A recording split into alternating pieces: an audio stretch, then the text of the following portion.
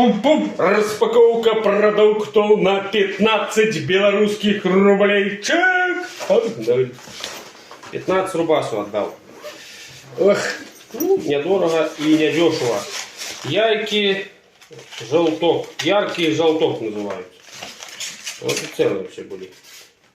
Целые. Сегодня будем робить салатик. Давненько я говорю, ну як ел, месяцок точно не ел. Томатный сок. Моя семья. Что-то он поначалу мне нравится, что-то не. Где-то водянистый стал. Бульбу взял. Пишите в комментах, какие будут салаты. Бульбу взял. Майонезу обов'язково к салатику. Майонезику.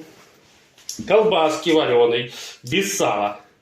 Что очень редко я беру. Всегда с салом, но тут без сала. Высшего сорта. Тут а сколько тут-то? Короче, на 6 рублей 30 копеек. Мне вышло это дело. Гурки взял. У меня есть? Ну, у меня 3-литровая банка. Не будешь открывать 3-литровик. Жалко. 3-литровика и постоит. Вот таких гурков взял. Баночку маленькую. Горошек обовязково. Ну, все поняли, что будет за салат. Горошек. Горошек густо. Или гута. Гуче, блядь.